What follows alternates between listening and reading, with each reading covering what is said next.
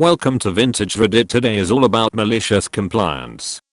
This was a long time ago, but I remember it clearly. We moved into a community with tight space in between our house and our neighbors, and we didn't like them being able to see into our kitchen.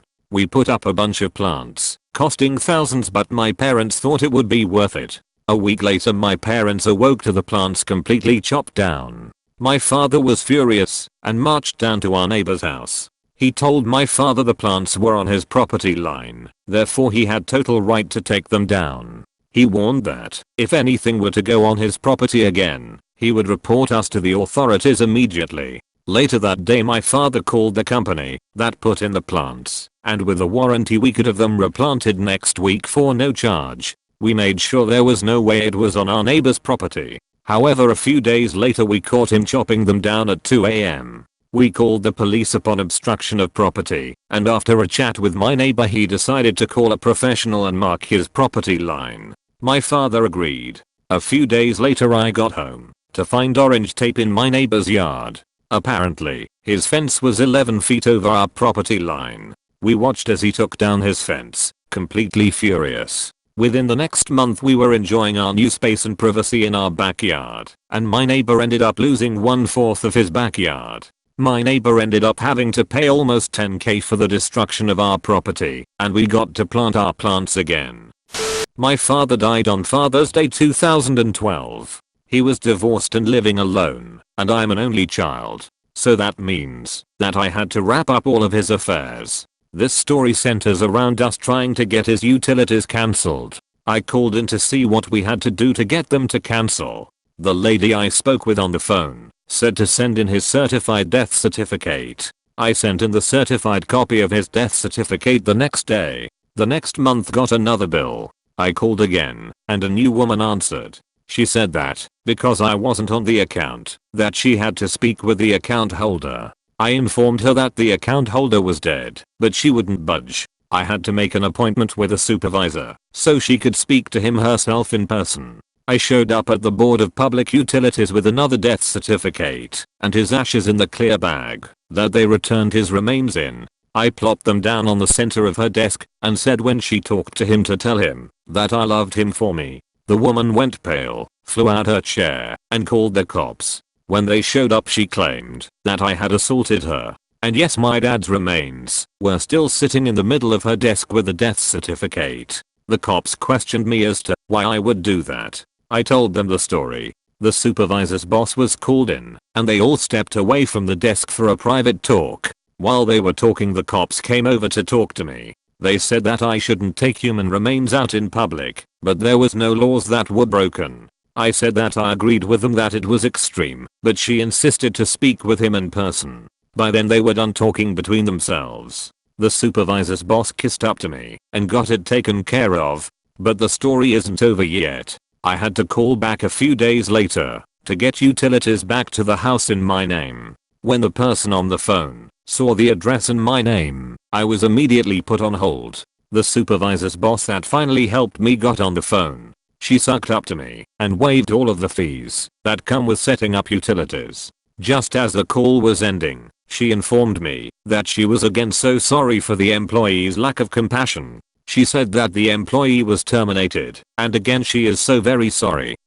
So I work in customer support for a mobile network provider. The way our company works is that after training, you enter a 1-month testing period where you answer phone calls under close supervision. At the end of the testing period, they either let you go or transfer you to a permanent position on one of the teams. I was a few days away from the end of the testing period when I get one heck of a phone call. I spent more than an hour on that one. It hurt my final score at the end of the month. The customer told a tall tale about how, when she was trying to pay her debt to the company, she racked hundreds of shekels worth of debt in unincluded users. The sales representative was rude to her and refused to let her pay, so she took a picture of him and left. The reason the call took so long is because she kept telling the story out of order, adding and changing details, and going on tangents and rants. It was very difficult to get the story straight. I felt like a detective trying to piece together the clues into what actually happened.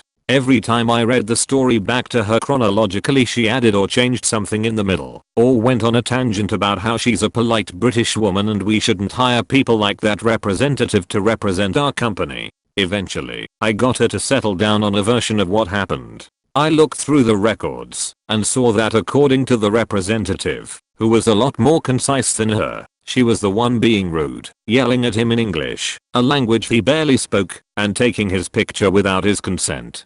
I didn't tell her that. I just politely instructed her on how to pay her debt via the phone. She sounded nervous. I told her that, until the debt is paid, I cannot make the changes in the account, including adding a report. So reluctantly she gave me her credit card details and the debt was paid in full. I reported on what she told me and moved it along to my superiors. A few days later my testing period was over, and despite that tragedy of a call, I aced it and got transferred to the illustrious ML department, which is what I wanted. It's much more chill here, and I can work at my own pace, not having to rely on the customer or the supervisor to work faster. Also, I could take my breaks whenever I felt like it.